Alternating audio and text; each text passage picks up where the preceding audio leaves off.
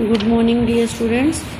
Economics में हमने ये वाला चैप्टर शुरू किया था, census and sample method, collection of data का ही। पहले हमने कलेक्शन ऑफ डाटा के मेथड पढ़े थे कि किस तरह से डाटा कलेक्ट किया जाता है, प्राइमरी एंड सेकेंडरी मेथड। उसके बाद हम ले रहे हैं ये दो मेथड, सेंसस और सैम्पल मेथड।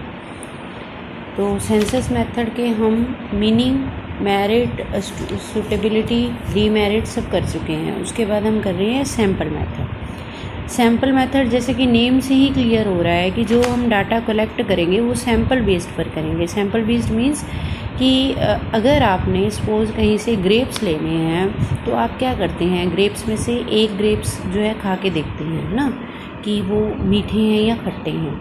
तो हमने क्या किया, एक ग्रेप्स खाने से हमें ये पता आइडिया लग गया कि ये ग्रेप्स मीठे हैं और हम ले लेते हैं। तो उसी तरह से हमारा सैम्पल मेथड में पूरा का पूरा डाटा ना लेकर कुछ जो है उसमें से रैंडमली लिया जाता है, जिससे हम जो है सही कंक्लूजन पर पहुंच सकते हैं। Sample method is that method in which data is collected about the sample on a group of item taken from the population for examination and conclusion are drawn on their basis. तो जो conclusion निकाला जाएगा वो sample method पर ही based होगा हमारा। Sample method is widely use in our day to day life. ज़्यादातर ये यूज़ होता है a lady in the kitchen, जैसे इन्होंने कहा किचन में अगर काम कर रही है गृहिणी, तो अगर वो चावल बना रही है तो चावल में से भी एक दाना वो टेस्ट उठाकर देखती है कि वो बन गया है या नहीं बना। इसी तरह से डॉक्टर जो है ब्लड टेस्ट करवाता है तो ब्लड का थोड़ा सा सैंपल जो है वो चेक करता है कि क्या प्रॉब्लम है उस पर्सन को।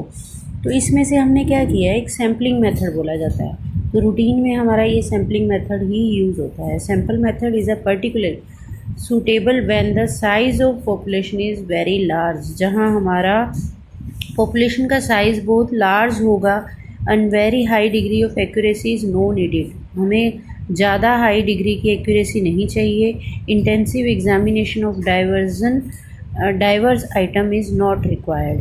तो when different unit of universe are broadly similar to each other.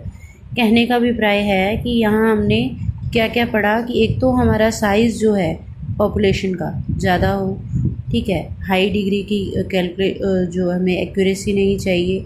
Intensive examination of diverse item means कि उससे कनेक्टेड जो हैं अदर वो होंगे, रिजल्ट्स होंगे, इज़ नॉट रिक्वायर्ड। कि और आइटम में हमने उसको और कहीं यूज़ नहीं करना, सिर्फ वहीं हमने जिसका डाटा ले रहे हैं वहीं यूज़ कर रहे हैं। When different unit of universe are broadly similar, जहाँ हम जो डाटा ले रहे हैं, जो कलेक्शन कर रहे हैं वो लगभग सेम है। जो सैंपल लेंगे तो वो ऑलमोस्ट सेम है। अब ऑलमोस्ट सेम है मीन्स जैसे हमने ग्रेप्स लिए थे, हो सकता है एक आधा दाना हमारा बीच में खट्टा भी हो, लेकिन ऑलमोस्ट क्या होंगे, वो मीठे ही होंगे। तो ये सूटेबिलिटी वहाँ पर सही रहती है हमारी सैंपल मेथड की, जो ये 4 पॉइंट्स बताए हैं। उसके बाद है मेरिट्स। मेरिट्स में क्या क्या आएगा, इकोनॉमिकली ये जो है हमें लेस कॉस्ट पड़ती है। इसकी लेस कॉस्ट क्यों पड़ेगी, क्योंकि इसमें हमने कुछ ही जो सैंपल हैं वो लिए हैं, पूरा टोटल इन्वेस्टिगेशन नहीं किया। टाइम सेविंग, टाइम भी हमारा सेव होगा, मनी भी सेव होगी और टाइम भी सेव होगा। नेक्स्ट है हमारा identification of error. Because only a limited number of items are covered. इसमें क्या होगा, कुछ ही जो पॉइंट्स हैं हमने लिए हैं, कुछ ही सैंपल हमने लिए हैं, तो errors can be easily identified. तो एरर जो है हमारी वो बीच में कहीं ना कहीं ईजिली शो हो सकती है। To that extent sampling method show better accuracy. Next है लार्ज। आप इसको देखेंगे कि यही पॉइंट इसने मेरिट्स में लिया है और यही हम डीमेरिट्स में लेंगे। Wrong conclusion.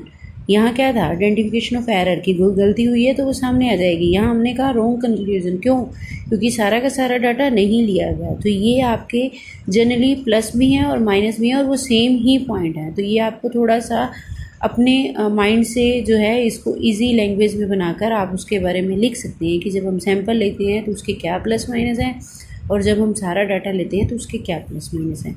नेक्स्ट है लार्ज इन्वेस्टिगेशन। तो sample method is more feasible in situation of large, जहाँ पर जो लार्ज इन्वेस्टिगेशन है वहाँ सैम्पल मेथड ज़रूरी है।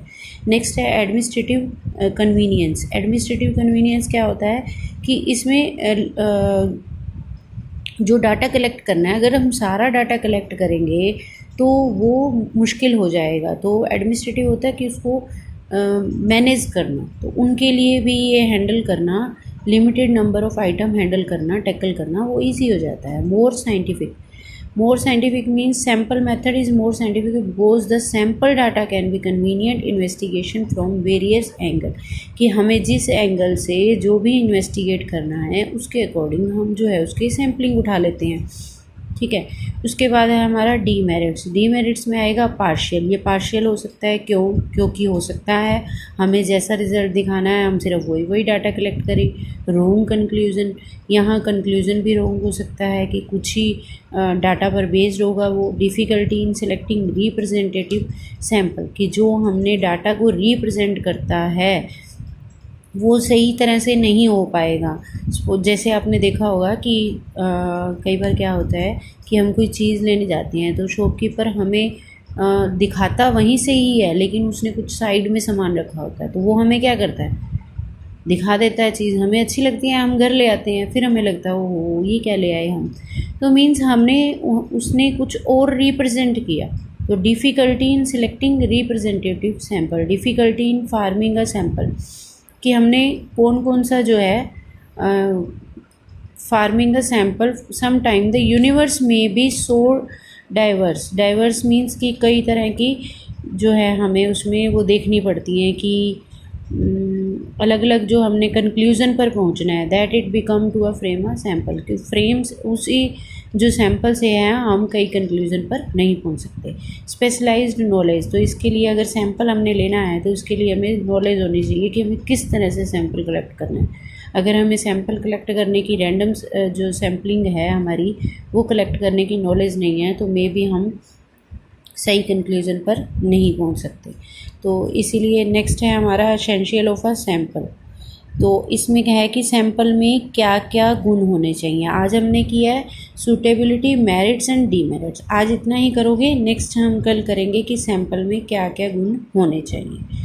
ठीक है, अगर यहाँ तक आपको इस लेक्चर में कोई भी प्रॉब्लम है तो आप कल क्वेरीज डे है तो उसमें आप अपनी क्वेरीज ले सकते हैं। Thank you, have a nice day.